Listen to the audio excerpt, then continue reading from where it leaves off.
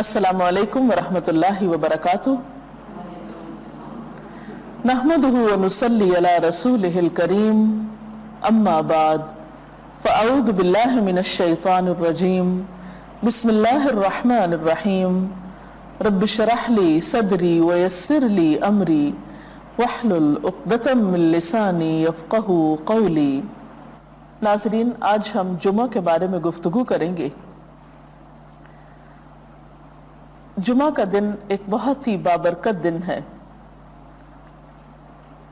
یوم جمعہ کی اہمیت ابتدا ہی سے ہے۔ صحیح بخاری کی ایک روایت میں آتا ہے، حضرت ابو ہریرہ رضی اللہ تعالی عنہ سے مروی ہے کہ رسول اللہ صلی اللہ علیہ وسلم نے فرمایا، وہ بہترین دن جس پر سورج طلوع ہوا جمعہ کا دن ہے۔ اسی دن حضرت آدم علیہ السلام تخلیق کیے گئے، اسی دن جنت میں داخل کیے گئے اور اسی دن وہاں سے نکالے گئے، اور قیامت واقع نہیں ہوگی مگر جمعہ کے دن۔ تو اس سے پتہ چلتا ہے کہ جمعہ کا دن اسلامی تاریخ میں اہمیت کا حامل ہے۔ اس دن میں سب سے اہم کام جو ہمیں کرنا ہے وہ نماز جمعہ کا اہتمام ہے۔ نماز جمعہ مردوں کے لیے ایک فرض عبادت کی حیثیت رکھتی ہے۔ حضرت جابر رضی اللہ تعالی عنہ سے روایت ہے کہ رسول اللہ صلی اللہ علیہ وسلم نے فرمایا، جو شخص اللہ اور یوم آخرت پر ایمان رکھتا ہو اس پر جمعے کے دن جمعہ پڑھنا فرض ہے، سوائے مریض کے، مسافر کے، عورت، بچے یا غلام کے۔ جو شخص کھیلنے یا تجارت میں بے پرواہ ہو اللہ بھی اس سے بے پرواہ ہو جاتا ہے، اور اللہ تعالیٰ بے نیاز تعریف والا ہے۔ تو اس سے پتہ چلتا ہے کہ جمعہ اپنی نماز جمعہ کے اعتبار سے بہت اہمیت کا حامل ہے، اور سوائے شرعی عذر کے جمعہ کو چھوڑ دینا انسان کے لیے محرومی کا سبب ہے، ایک بہت بڑی خیر سے۔ عام طور پر انسان تجارت اور کھیل کود میں مشغول ہو کر نماز جمعہ سے بے پرواہی برتتا ہے، لیکن ایسا کرنا خود انسان کے اپنے ہی لیے نقصان دہ ہے۔ جمعہ کے دن ایک خاص گھڑی ہوتی ہے جس میں انسان کی دعائیں قبول ہوتی ہیں۔ حضرت ابو ہریرہ رضی اللہ تعالی عنہ سے روایت ہے، رسول اللہ صلی اللہ علیہ وسلم نے جمعے کے دن کا ذکر کیا تو ارشاد فرمایا، اس میں ایک ایسی گھڑی ہے کہ جس مسلمان بندے کو وہ میسر آ جائے اور وہ کھڑا ہوا نماز پڑھ رہا ہو تو وہ اللہ سے جس چیز کا سوال کرتا ہے اللہ تعالیٰ اسے ضرور عطا فرما دیتا ہے۔ اور آپ نے اپنے ہاتھ سے اس گھڑی کے مختصر ہونے کا ارشاد فرمایا کہ وہ بہت لمبا یا طویل وقت نہیں ہوتا بلکہ وہ ایک مختصر سی گھڑی ہوتی ہے۔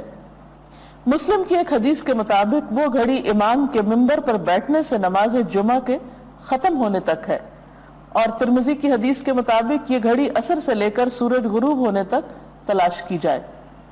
اس سے پتہ چلتا ہے کہ یہ دو اوقات خاص طور پر جمعہ کے دن اہم ہیں جن میں اللہ تعالیٰ کا ذکر اور عبادت کی جانی چاہیے۔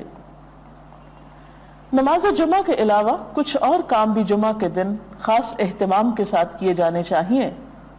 ان میں سب سے پہلی چیز طہارت و پاکیزگی کا اہتمام اور اس کے لیے غسل کرنا۔ حضرت ابو سعید خدری سے روایت ہے کہ رسول اللہ صلی اللہ علیہ وسلم نے فرمایا، جمعے کا غسل ہر بالغ شخص پر واجب ہے، یعنی اس سے اس کی اہمیت کا اندازہ ہوتا ہے۔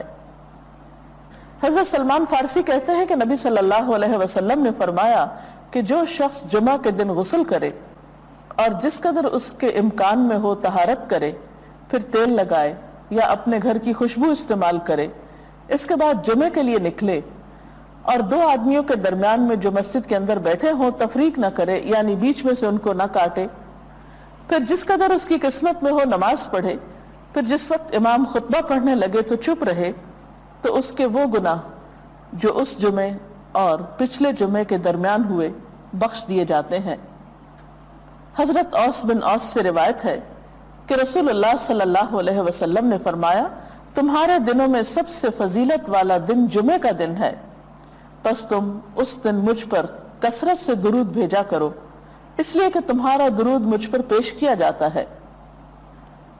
اس کے علاوہ سورۃ الکہف پڑھنا، آپ صلی اللہ علیہ وسلم نے فرمایا، جو شخص سورۃ الکہف کی تلاوت جمعے کے دن کرے گا تو آئندہ جمعے تک اس کے لیے ایک خاص نور کی روشنی رہے گی۔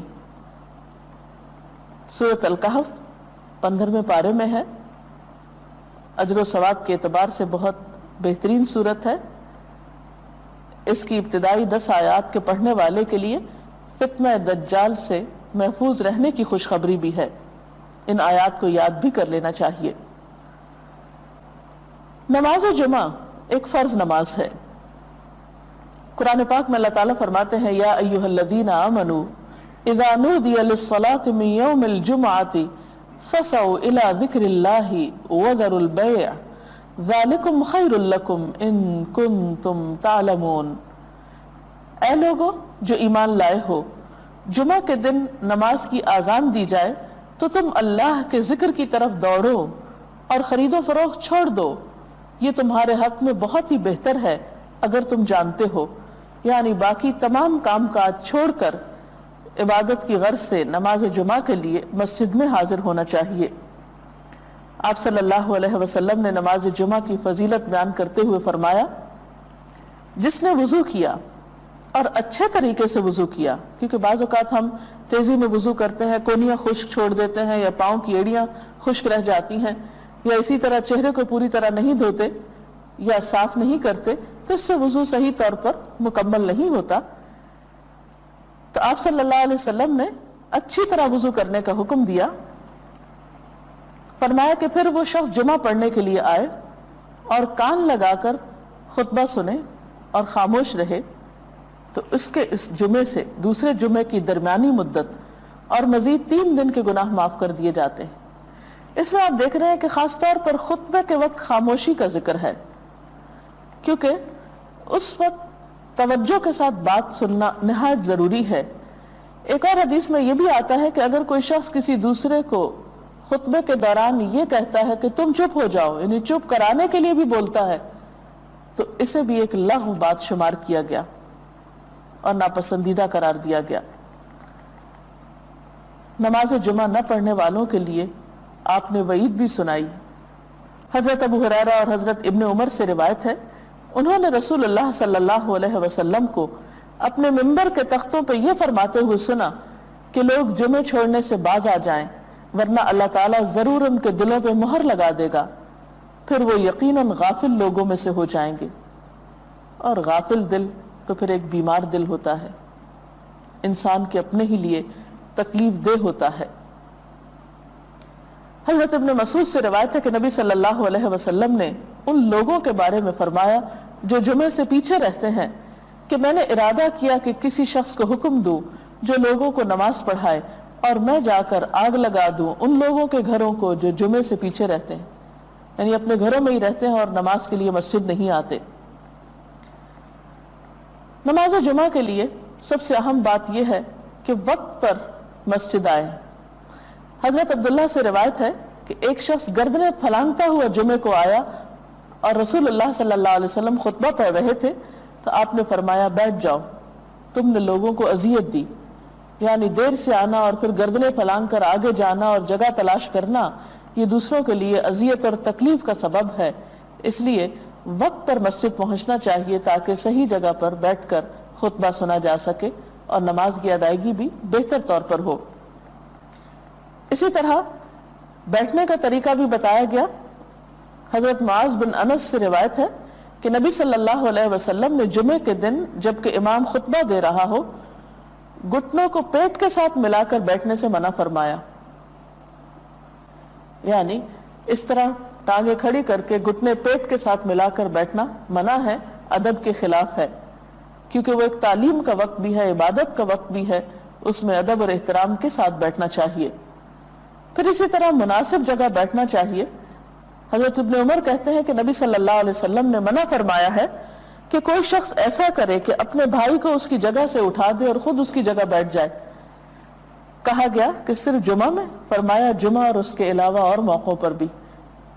یعنی کوئی شخص یہ نہیں کر سکتا کہ جمعہ کے دن خود تو دیر سے آئے پھر آ کر کسی اور کو اٹھا کر اس کی جگہ پر بیٹھے، اور ویسے بھی یہ ایک بد اخلاقی کی حرکت ہے۔ جمعہ کے علاوہ دوسرے موقعوں پر بھی اس کا لحاظ رکھنا چاہیے۔ پھر یہ کہ خطبہ خاموشی سے سننا چاہیے۔ آپ صلی اللہ علیہ وسلم نے فرمایا اگر جمعے کے دن جب کہ امام خطبہ پڑھ رہا ہو پھر تو اپنے پاس والے سے یہ کہے کہ چپ رہ تو بے شک تو نے لغو یعنی بری حرکت کی۔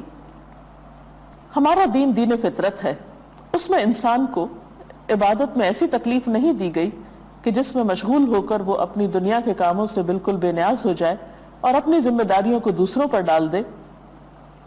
اسی لیے ہم دیکھتے ہیں کہ قرآن پاک میں اللہ تعالیٰ فرماتے ہیں فَإِذَا قُضِيَتِ الصَّلَاةُ فَانْتَشِرُوا فِي الْأَرْضِ وَابْتَغُوا مِنْ فَضْلِ اللَّهِ وَاذْكُرُوا اللَّهَ كَثِيرًا لَعَلَّكُمْ تُفْلِحُونَ۔ پھر جب نماز ہو چکے تو زمین میں پھیل جاؤ، اللہ کا فضل تلاش کرو اور بکثرت اللہ کا ذکر کیا کرو تاکہ تم فلاح پاؤ۔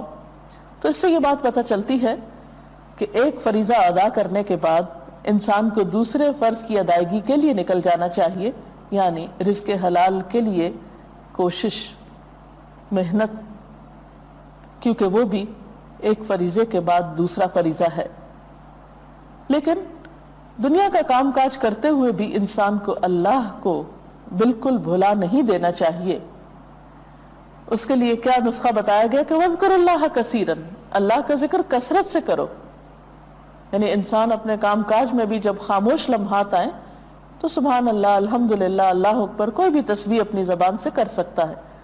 اس کے لیے کوئی باوضو ہونا یا قبلہ کی طرف منہ کرنا یا جائے نماز پہ بیٹھنا شرط نہیں۔ خواہ آپ چل پھر رہے ہوں، جوتے بھی پہنے ہوں، آپ اپنے دنیا کے کام میں مصروف ہوں لیکن خاموش ہوں تو ساتھ ساتھ ذکر کر سکتے ہیں۔ مثلاً آپ کسی فیکٹری میں کام کرتے ہیں، کسی ایسی جگہ پر کام کرتے ہیں کہ جہاں آپ کسی کے ساتھ کوئی بات چیت نہیں کرتے اور مسلسل خاموش کھڑے ہیں، تو خاموش رہنے کی بجائے ساتھ ساتھ اگر آپ ذکر کرتے رہیں تو وہ آپ کے لیے درجات میں اضافے اور اللہ کے قرب کا ذریعہ بنے گا۔ پھر اسی طرح جمعے کی رات کے بارے میں فرمایا، حضرت ابو ہریرہ سے روایت ہے کہ آپ نے فرمایا تم جمعے کی رات کو دوسری راتوں کے درمیان سے قیام وغیرہ کے لیے خاص نہ کرو، اور نہ جمعے کے دن کو دوسرے دنوں کے درمیان سے روزے کے لیے خاص کرو، مگر یہ کہ جمعہ اس مدت میں آ جائے جس میں تمہارا کوئی آدمی روزے رکھتا ہو۔ تو اس سے پتہ چلتا ہے کہ جمعے کے دن کی خاص عبادت تو نماز جمعہ کی ادائیگی ہے، پھر کچھ اذکار وغیرہ ہیں، لیکن صرف جمعے کے دن کو روزے کے لیے خاص کرنا یا رات کو عبادت کے لیے خاص کرنا ایسا حکم نہیں دیا گیا، اس لیے اس سے پرہیز کرنا چاہیے۔ ہاں اگر ایک شخص کی ایک روٹین ہے ایسی کسی عبادت کی جو دوسرے دنوں میں بھی وہ کرتا اور بیچ میں جمعے کا دن بھی آ جاتا ہے تو کوئی حرج نہیں۔ اچھا، سوال یہ پیدا ہوتا ہے کہ اس چیز سے کیوں منع کیا گیا ہے یا اس تکلیف سے کیوں بچایا گیا ہے؟ تو بات یہ ہے کہ کسی بھی چیز کی پابندی یا کسی بھی چیز کے لیے کسی خاص دن یا وقت کا مقرر کرنا بسا اوقات دوسروں پر بوجھ بھی بن جاتا ہے، مشکل بھی ہوتا ہے، تو اس لیے اس میں سہولت رکھی گئی اور مخصوص دنوں تک ہی عبادت کو پھر محدود نہ کر لیا جائے، ہفتے کے باقی دنوں میں بھی عبادت کی جائے۔ بخاری اور مسلم کی ایک اور حدیث میں تنہا جمعہ کے دن روزہ رکھنے سے منع کیا گیا، سوائے اس کے کہ ساتھ اس کے ایک دن پہلے یا بعد کا روزہ بھی ملا لیا جائے تو پھر حرج نہیں ہے۔ تو ناظرین، یہ تھی چند باتیں جمعے کے حوالے سے۔ اللہ کرے کہ رمضان المبارک میں آپ سب کے جمعے بہت اچھی طرح گزریں۔ ناظرین، اس میں جو کچھ بتایا گیا اس میں زیادہ تر باتیں مردوں سے متعلق ہیں، لیکن خواتین بھی گھر پر نہا دھو کر نماز کے علاوہ قرآن پاک کی تلاوت، خصوصاً سورۃ الکہف کی تلاوت اور دیگر ذکر اذکار کا خاص اہتمام کر سکتی ہیں، کیونکہ اس دن ایک ایسی خاص گھڑی ہے جس میں دعاؤں کی قبولیت ہوتی ہے اور انسان اللہ تعالیٰ کا قرب پا سکتا ہے، اس لیے اس موقع سے خوب فائدہ اٹھانا چاہیے۔ اس کے ساتھ ہی آج کے پروگرام کا وقت ختم ہوتا ہے، اب اجازت چاہتے ہیں، اللہ حافظ۔